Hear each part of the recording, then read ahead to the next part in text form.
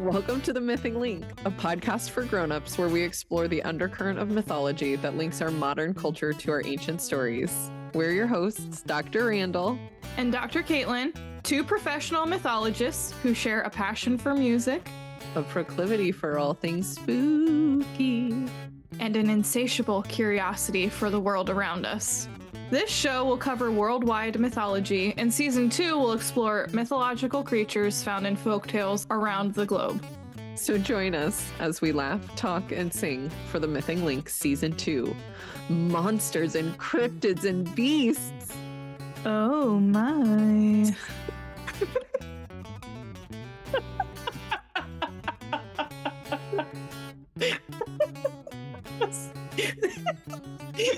I think that was perfect. Perfect. Great. Welcome to The Mything Link. Welcome to the Mything Link. Mything Link. Mything Link. Welcome to The Mything Link. We are so excited to be back at it, back recording. And we want to say a big, huge thank you to everybody for your patience. As many of you know, Caitlin has a host of maladies. What do we call this? I guess maladies is the right word. Essentially, Caitlin has demons in her blood, and they haunt her with more frequency at some points in her life than at other points. And there has been an influx of demon activity going on in her body as of late. So we've been taking a break so she could focus on her health and well-being. Today, scientists might call them autoimmune diseases and allergies. We prefer the Christian perspective, though, of demons in the blood.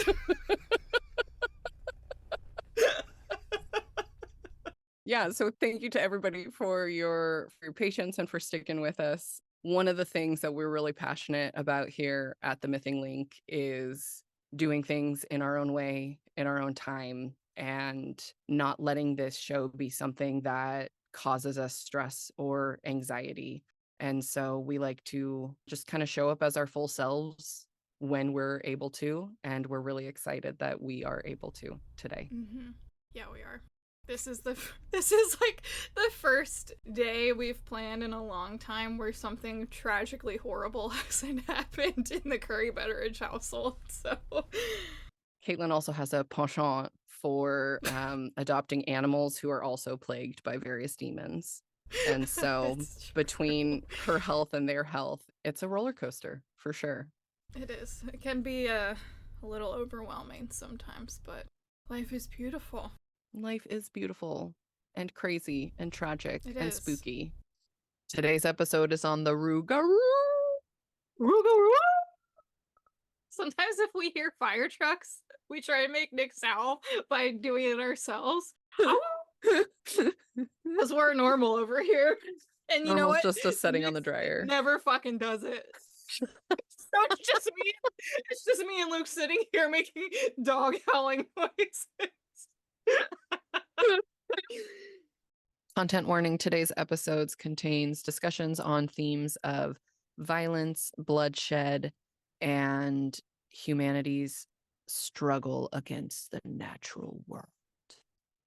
So today we are going to tell the tale of the Rougarou, famous Cajun Swamp Werewolf from Louisiana. This is a story that I had a lot of fun researching, specifically because this weekend is the Rougarou Festival in Louisiana. And so if you are in the region or at the festival, please come swing by the Mything Link booth. We'll be set up with cool merch featuring the Rougarou and other aspects of mythology and folklore.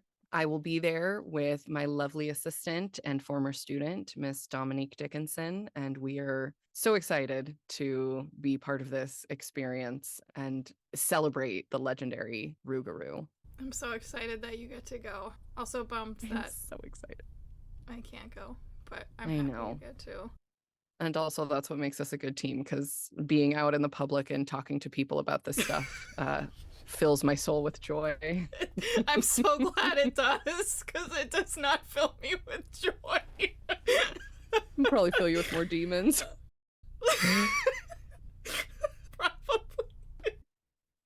Cue the spooky music. Spooky.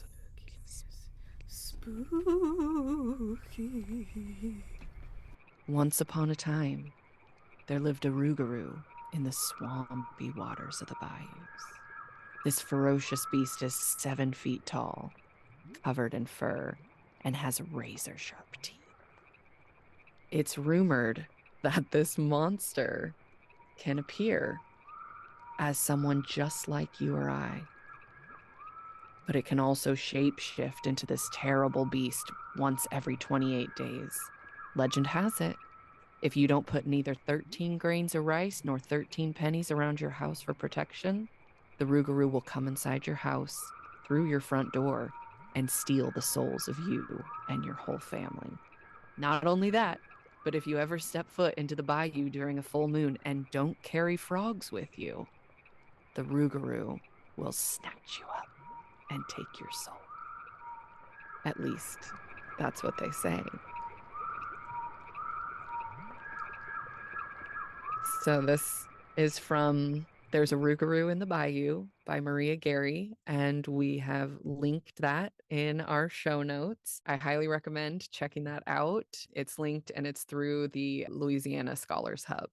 The Rougarou is a swamp werewolf. It is a beast who changes at night from a human into a dog-like creature who is 7 feet tall and walks on 2 feet and has a penchant and predilection for human flesh. There's a number of ways someone could be cursed to become a Rougarou. According to more French-Canadian traditions, it's related to following the church's religious codes. For example, if you commit simple sins such as missing Mass, or not taking communion, or neglecting confession, or failing to appropriately adhere to the regulations of Lent, those are the kinds of things that are going to change you into a Rougarou. So basically, a good person who becomes a bad Christian will be cursed to become the Rougarou and wander the wilderness in search of human prey. But according to other more Creole traditions, you are cursed to become a Rougarou by double-crossing a witch, or breaking a promise, or defying a pledge. Less religious reasons and more social sins, if you will. So in both cases, there's a theme of 101 nights. If you have been cursed to become a Rougarou, you are forced to endure that curse for 101 days and 101 nights, wandering the wilderness in search of food. There are a couple different thoughts of how you are able to break this curse. According to French Christian traditions, be recognized in your wolf form, be humbled by your nakedness, and by surviving those 101 days without killing a person or spilling any blood. The other perspective, or at least one of the other perspectives, is that you spend those 101 days in your wolfly form prowling for humans at night, but during the day you'll be sickly and ashamed, and you live in this place where you have this hidden guilt and you become really fearful of the people in your community and you self-isolate. And in some of those tellings of the Rougarou story, you can change back into a human by biting somebody else on the 101st day and passing the curse on to them. Or sometimes there's these stories of the Rougarou jumping out of the wilderness and scaring people, because the hope is in scaring people that the person that has been scared will cut the Rougarou. And if they cut the Rougarou, for example, in stories, there's a young boy who the Rougarou jumps out at, and he cuts the Rougarou's arm with an oyster knife. And in that shedding of blood, the Rougarou is freed from the curse, but the curse then goes into the little boy who cut the Rougarou. So the idea is basically the shedding of blood, passing transgressions between humans. So even though these people are isolated, there's still a level of human interaction that you need to have to be cured of this curse. You need to be around people in some format to be freed from this curse. You need somebody else to help take that burden from you, which in its own way is both icky and beautiful, if you ask me, which pretty much sums up humanity. Right? Icky and beautiful. I think there's something to be said when we talk about monsters like vampires, which are famous for passing their curse through the transmission of blood or bodily fluids. There's kind of this precursor to our modern understanding of diseases and how they're transmitted through bodily fluids. And I think it's really interesting to see folk creatures and folk understandings of transmission of transgressions in a similar way. And just like we have in our Christian stories, right? It is the blood of Christ who is spilled on the land that releases us and washes us of our sins by the spilling of his blood. So all of these things are connected, and I love seeing them pop up in kind of unexpected places like this. Because I'll be honest, I hadn't heard of anything like this associated with werewolf mythology just from the stories that I grew up with. And my family is from the Cajun area. My dad's family is from the border of Texas and Louisiana, and they consider it the Cajun part of Texas. So while I wasn't raised in that land, I spent a lot of my formative years digging for crawdads and hanging out in the bayous. So this really holds like a special place in my heart. And this is really exciting to be able to learn more about it. The Rougarou came over to Canada with the French and then migrated down to Louisiana. So it's become this syncretic conglomeration of all sorts of different traditions, right? So you have the French werewolf who's collected all this indigenous and colonial pieces of stories to create it into what it is today. I like to think of syncretic monsters and traditions as the snowball effect. Like it starts in one place, and as it rolls and travels, it just builds and builds and grows and grows. I love that. I really like that analogy. I just came up with it right this instant. It's perfect. The way you were talking about it, that's what it made me think of. That's kind of what I was envisioning, but I was envisioning like a giant moss ball. You know, those things that are at the bottom of fish tanks, just rolling through. I was reading an article that was talking about how in the flavor of syncretism, the Rougarou is a werewolf that's taken on the characteristics of the very nature it's trying to both protect and warn against.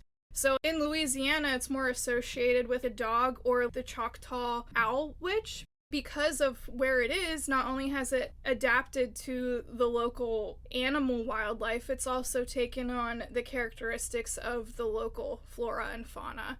So that's why you have the descriptions of the fur being very like mossy vine descriptions of black fur, and it's very much related to the things that you would find in a swamp, as opposed to, you know, a Roman werewolf or a German werewolf or a French werewolf in this case, which would have very different characteristics based on locale.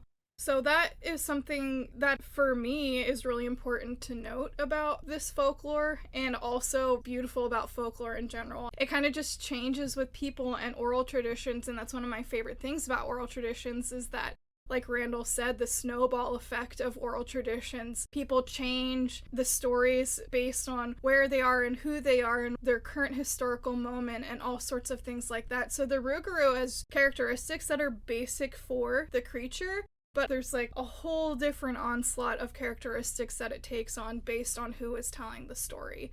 So basically, syncretism is the blending of different cultures and belief systems as they come together. And typically we see a lot of syncretism with colonialism, because a colonial power will come in and take over and become the dominant culture.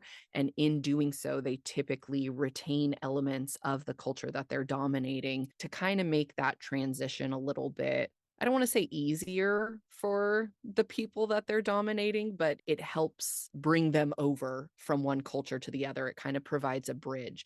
And so we see syncretism all over. Most notably, I teach on syncretism in the Christian tradition, where we see a holiday like Christmas that is now celebrated as the birth of Jesus, when we know in the Bible there's nothing about Jesus being born in December, and most biblical historians will argue that Jesus was born sometime in July. But Christianity, as it spread, it synced up with the existing cultural traditions like Saturnalia in Rome, like Yule in the Northern European, like Scandinavian world, where they're celebrating rebirth, renewal. And this is where we get elements like the Christmas tree, the evergreen tree. And spoiler alert, pine trees like that don't typically grow in the city of Bethlehem where Jesus was born. Who knew? What are you talking about, Randall? Oh my gosh, I know. Sorry to burst your bubble.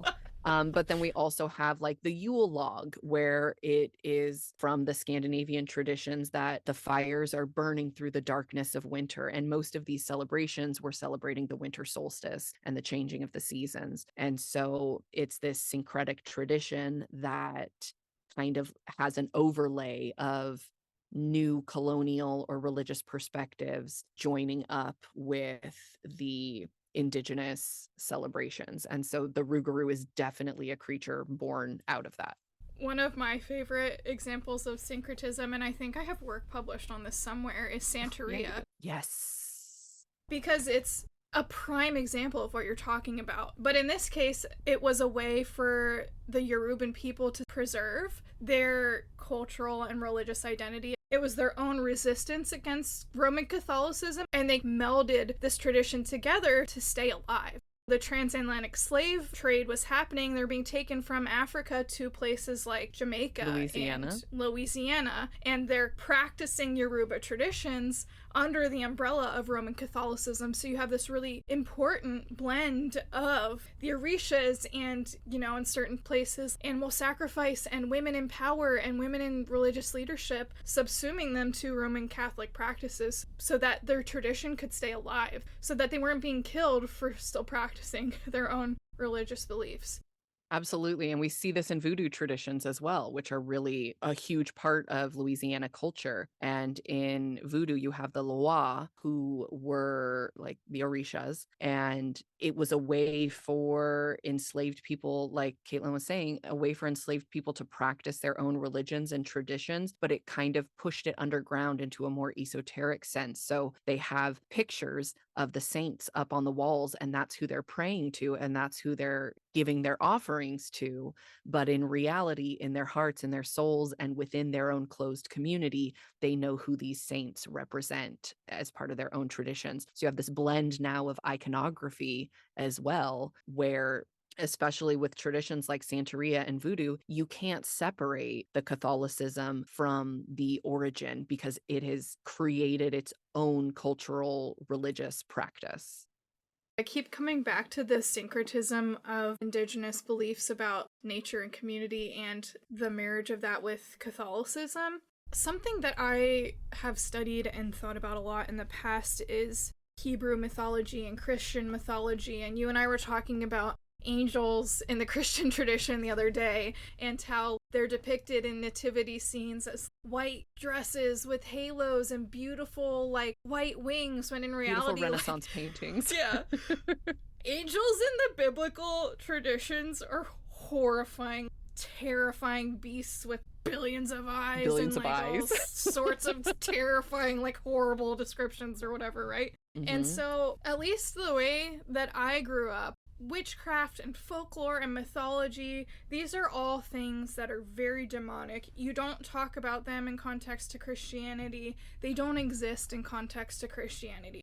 There's a certain point in Christian history where all these things stopped coexisting. In the Hebrew Bible, you have the coexistence of Yahweh as the national god, along with the Canaanite gods, like they all kind of wandered the earth together. You have Elohim and Satan, Ha-Satan, the adversary, all in the same biblical court. And I would argue that ancient Hebrews were practicing henotheism instead of monotheism. And for those who aren't familiar with the term, henotheism is acknowledgement and belief in multiple gods, but elevating your one god over the other ones and specifically choosing one god in which to worship. So we talk a lot about Judaism being a monotheistic tradition, but historically, like I'd say the ancient Israelites, ancient Hebrews would have been henotheistic. And you have examples in Christian history and even the Hebrew Bible of monotheistic Israelite and Hebrew Jewish people. But that's not typically something that historical critical biblical scholars will say is the majority perspective. Mm-hmm. So something that I loved about reading the syncretism between all of these things that create the Rougarou folklore is, in a sense, this cryptid is being used to scare people into being good Catholics. But in order to do that, there's an acknowledgement that it's real. You're not having Catholicism say, no, mythology can't coexist with our religious tradition. They're both very vital parts of the same story, and in certain contexts. And I don't know, I obviously haven't lived in a place where these folklore and Catholicism coexist and have not practiced this, so there's only so much that I know, but in my mind, it's really beautiful and fun. It's almost like a return to the biblical roots, is acknowledging that multiple things coexist at the same time. And that's something that I truly believe is incredibly wrong with modern Christianity, is the lack of acknowledgement that there's more to life than a binary. And the marriage of the Rougarou to the appropriate practice of Catholic beliefs is really, really beautiful to me. I got really hyper fixated on the Catholicism part of it. And another shocking plot twist. A shocking twist of events. I'm sorry, am I on the line with M. Night Shyamalan right now? In an M. Night Shyamalan twist, he directed She's All That. Huh? A nice teen romance movie. Perhaps the ultimate M. Night Shyamalan twist.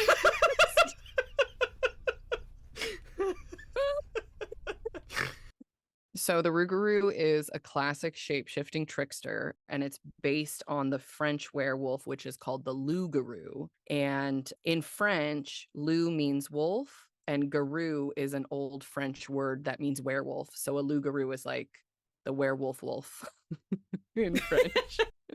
Because I love language. And shapeshifters are a really interesting piece of folklore and mythological tradition. And if you've been listening to this show since season 1, you know one of my favorites is Dionysus, and he can be a bit of a trickster and a shapeshifter himself. So I think it's important for us to talk a little bit about what shapeshifters are and what makes them so special and unique and important in folklore and mythology. And tricksters in mythology and folklore, they have a couple of specific traits that we find in cultures around the world.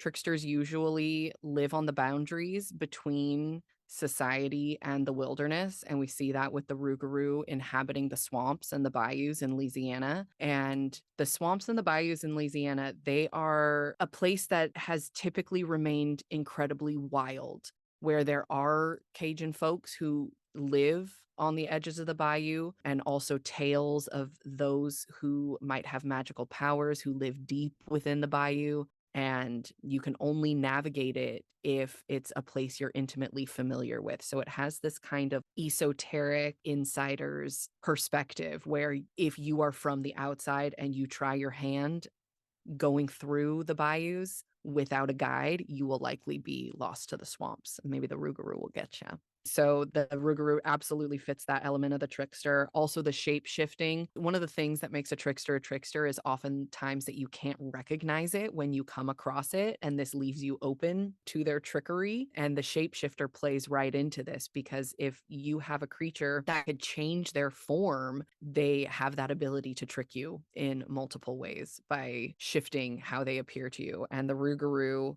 can appear as this like werewolf creature who walks on 2 legs, or like a dog or a cat or a pig or an owl. And so I think that is really fun. It speaks to that fear of the unknown and animals as harbingers of death or destruction or curses, which we see in cultures all around the world. And typically tricksters don't follow social rules. They make their own agenda. They don't have any loyalty. They're typically lacking in loyalty. And the root of the Rougarou, the Loup-Garou in French Canadian culture, is that they're cursed because they're not following those social rules. Perhaps they haven't gone to confession, or they didn't do the right things around Easter or Lent, or they weren't practicing their Catholicism or Christianity in the specific correct manner. And that's what gets them kind of cast out of society and turned into this monster. Something that I was intrigued by is exactly what you said. The curse of the Rougarou becoming real because of an inability to follow social religious norms. And we've talked about this before, the functions of folklore, for all intents and purposes, impose social norms and help people and children internalize cultural morals and to scare children into obedience, or at least teach them the importance of obedience. But the Rougarou is, for me, fascinating because it's meant, in some tellings of the story, scare adults into being good Christians, right? You become cursed to eat flesh and blood if you don't take communion, which is, according to Catholicism, the appropriate consumption of flesh and blood. If you don't participate in the symbolic ritual of consuming the flesh and blood of Christ, then you're cursed with being forced to consume the actual flesh and blood of the people around you. That's an interesting parallel. It was like, I was like giggling to myself. It's not funny, but I was like, how fascinating is that? When you were talking about vampires, that's exactly what it made me think of. How a lot of these folklores and myths are reflective of natural philosophy and pre-science, right? And the transmission of diseases and infections. But also how a lot of ancient religions and a lot of folklores and myths talk about the social function of appropriate cultural purity and doing taboo things in the appropriate way, right? Vampires drink blood in a taboo way versus the way that the church does it, which is through wine and the body of Christ, right? The transgression of blood in certain circumstances, and even in some of these folklores like the Rougarou, like the curse being released through the shedding of blood. That's a really fascinating parallel. And you see that in, for example, Greek and medieval medicinal philosophy, right? Like you have leeches to pull the demons from your blood. Disease and demons from your blood, right? Maybe I should invest in some leeches. I think that might work. They might help. As we've been talking, like, this is really top of mind for me lately because this is something I've been lecturing in my folklore and mythology classes about, but the story of Cain and Abel and how Cain spills the blood of his brother, and then he is cursed and marked and pushed to the boundaries of society, forced to wander alone, and his descendants are also marked. And I mean, could an interpretation of the story of Cain and Abel be that Cain was turned into a werewolf or some sort of beast? I think absolutely. Or perhaps a vampire.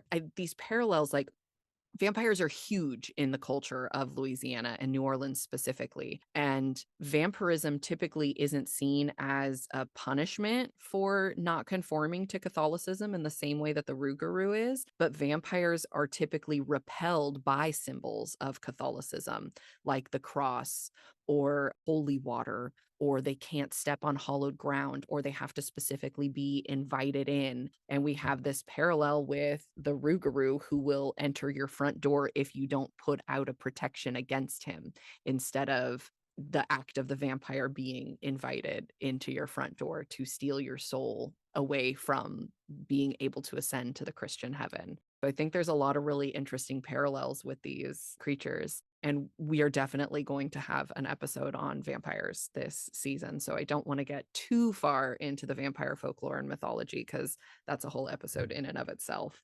Something you said earlier along the lines of monsters among us, that was something that I was thinking a lot about this morning, because in some of the Rougarou stories, you don't know who the Rougarou is until, for example, I was reading one story where a nephew slashes the Rougarou with an oyster knife. The next day, he's on a fishing boat with his uncle, and he sees that his uncle has his arm bandaged. Something dun, dun, dun, spooky.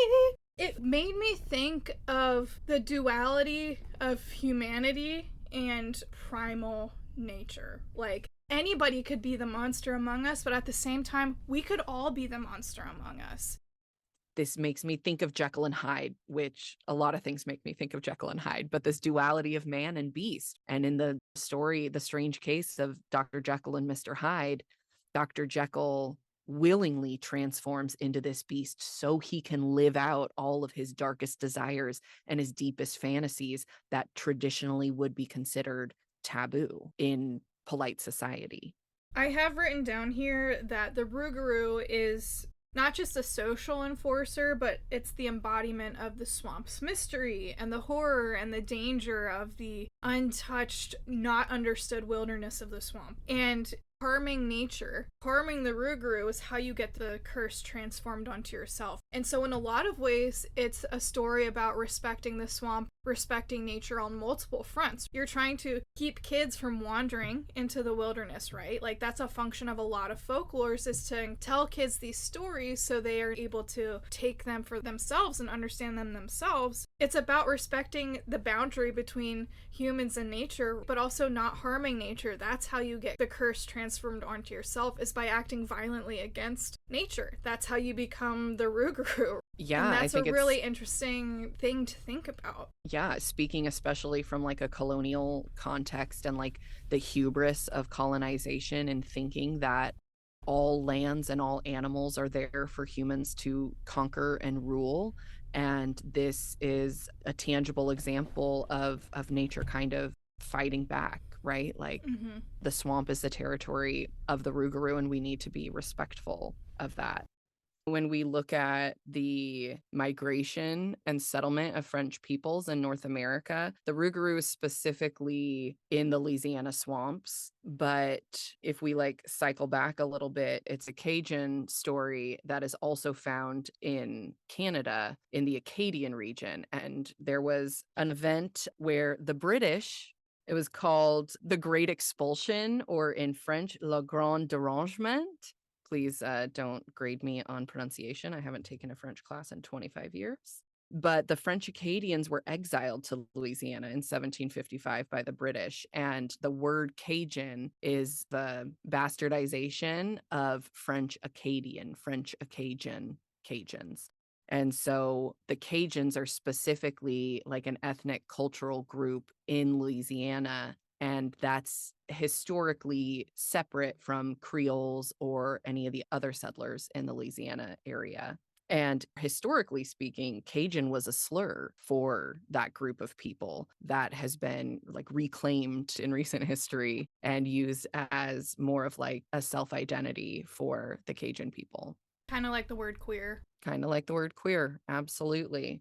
And so one of the things that's really exciting to me about the Rougarou and about like this whole festival that is celebrating the Rougarou, because it's a piece of folklore that traditionally like belief in this creature or identification as being Cajun and having these kinds of beliefs in these stories would have been something that would have marginalized people, historically speaking. And now we have this huge celebration of it. And that's something that makes me really happy.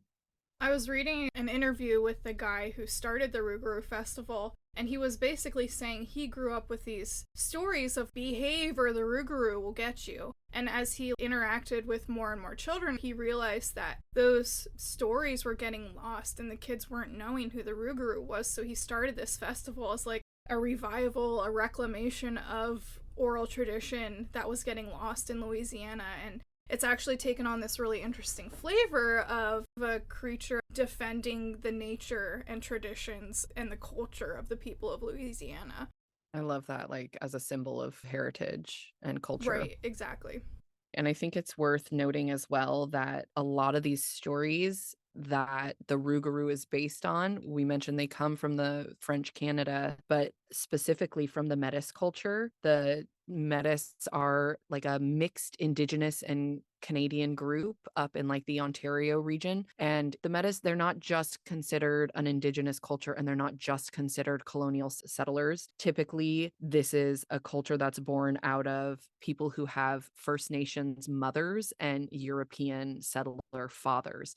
And they formed a brand new culture And this is part of their cultural tradition, is the Loup-Garou, and how we see elements of both like indigenous respect of nature and the land, and rejection of colonial hubris, and then also this idea of being punished by the land that you don't know and don't understand, right? We've got a little bit of this colonial idealism as well. And so the Rougarou and Loup-Garou are just these interesting monsters that speak to the convergence of cultures and cultural norms, and kind of holding these tensions of opposites in the story and in the creature.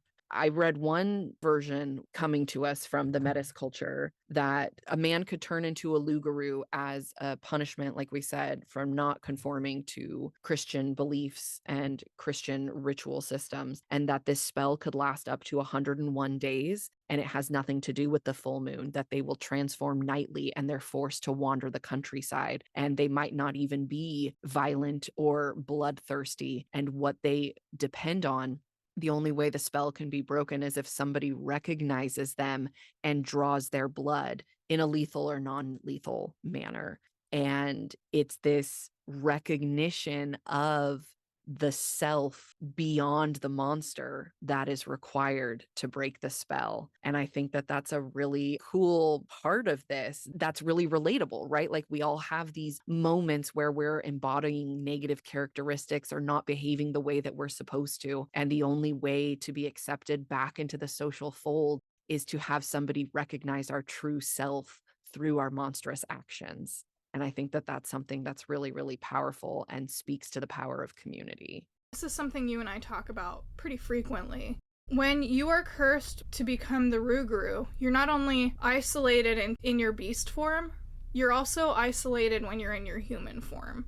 And that might be the biggest curse of all, is just the isolation, the suppressing your identity, living in shame and guilt and alone. And to me, that might be the far worse curse than the actual transformation into the beast. And maybe arguably that's the beast form. You know, that's the tragedy, is when you're in your human form and you're alone and you have harmed the community that you're from, not just in your beast form, but by isolating, especially in a lot of smaller communities where everybody has really distinct and important social rules.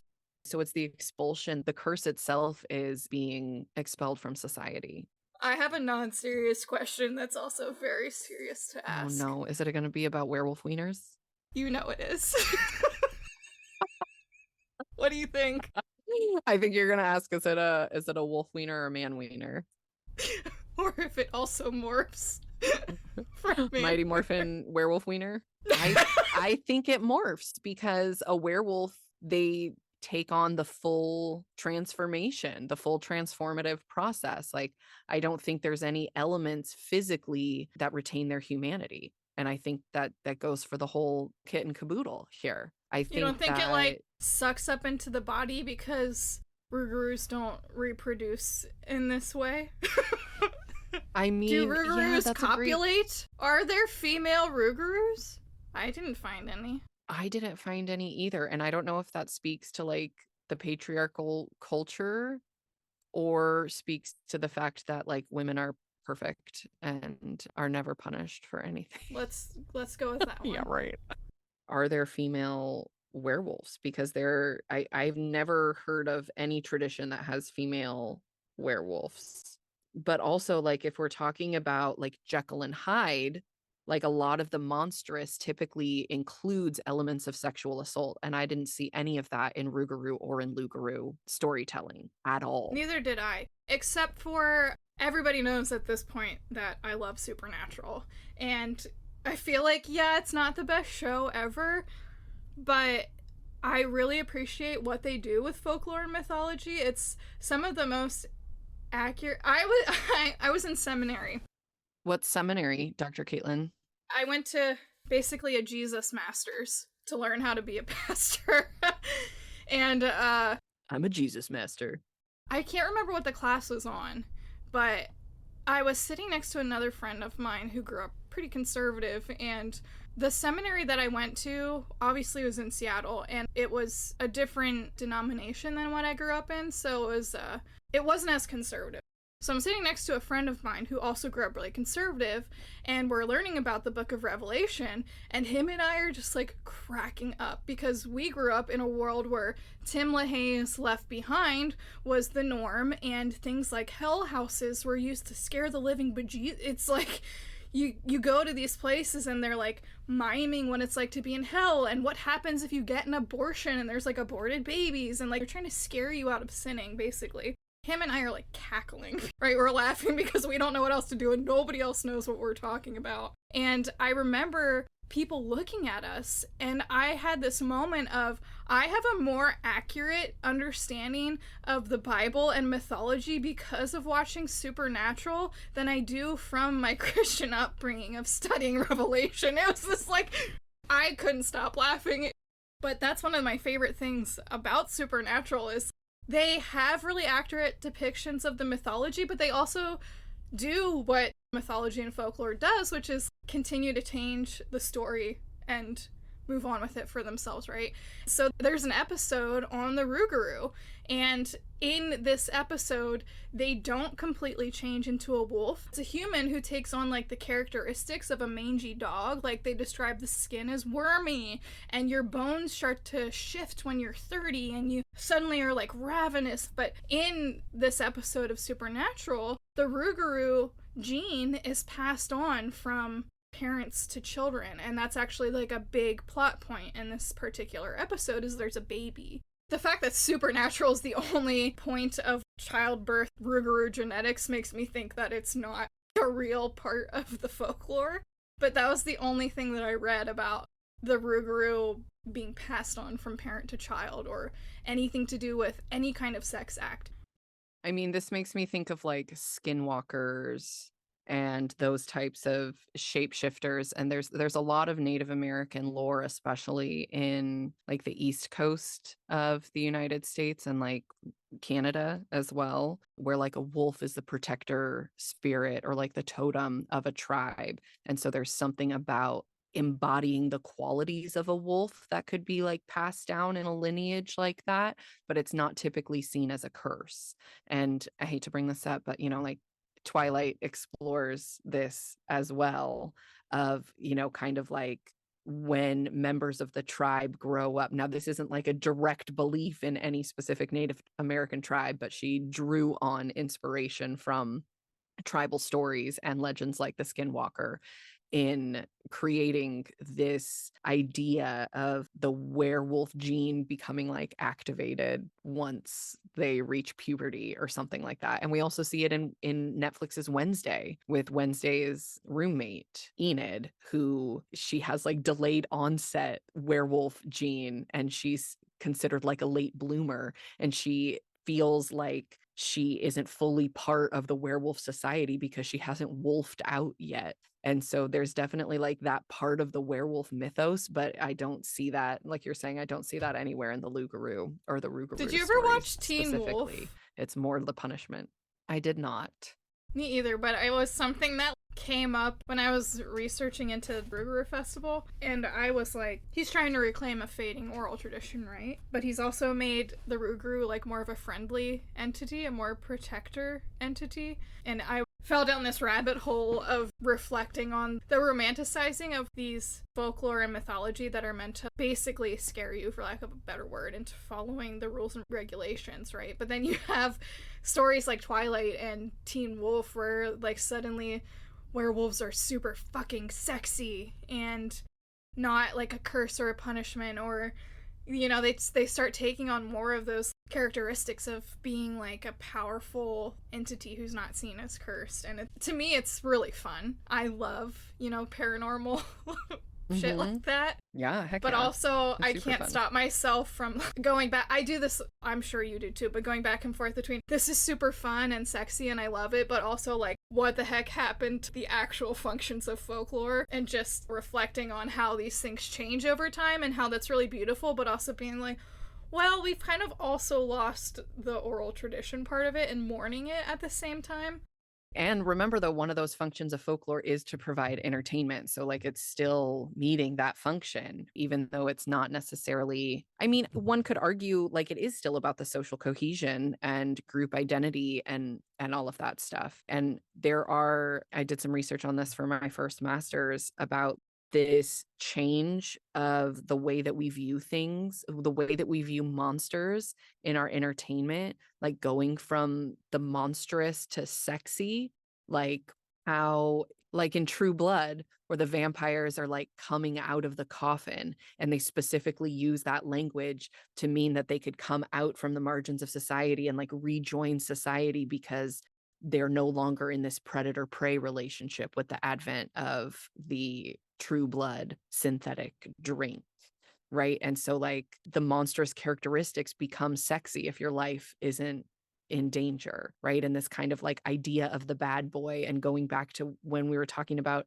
are there any female werewolves? I think that kind of speaks to it as well, because these creatures, they embody like this hyper masculinity, and you knew it was going to happen. But welcome back to Randall's Etymology Corner, where we're going to talk about this idea of where we're going to talk about where is an Old English word that means man, and it's a man, like an adult human male, separate from human. Where meant man, and whiff or wife or weef meant woman. And so a werewolf is specifically a man turning into a wolf. And if we were going to have that counterpart for the female, it would be a whiff wolf, which there are a couple of references to those, but that's just not really part of it, because the men were the dominant members of society, and they're the ones who are responsible. Historically speaking, the men are responsible for the religious education of their families. And so I would make a guess that perhaps if the man's wife or children were not behaving in proper Christian ways, that the man might need to take the blame for that and be the one who is punished for failing to instruct his family in the proper ways of behavior. There's a whole sub-community of paranormal smut. And it's not even like the werewolf has taken on a function where they're not the bad guy anymore. Like, there's like primal fear play and, you know, like non-con and monster dong and... Monster dong. Monster dong. Yowza. Not my thing. Not that I don't love a good paranormal romance, but it's more like The Mercenary and the Mortician, where he like sees dead people. Thanks for joining us today on the Mything Link. We are so excited to be back in action and doing this together. And we are really excited to announce that we have new merch. It's live in our Etsy shop, and that's linked in the show notes. We have this lovely shirt with our little Rougarou werewolf Mything Link friend. We've got t-shirts and tote bags and stickers and all sorts of fun stuff that you can grab to support our show. We want to remind you that this is a small independent show, and we are super passionate about not having any sponsors or being told what to do or when to record or how to do this. So we are a pure grassroots operation, and every purchase goes towards supporting just our overhead costs, which are really minimal, but covering our equipment and hopefully being able to make more merch and just do what we love and be able to share this with everybody. So please check out those links in the show notes and support us. You can do that through our Etsy store or through our Patreon, or by joining us at one of our events that we host. So take a look at fernwaycollective.org for all of that, and we look forward to seeing you next time.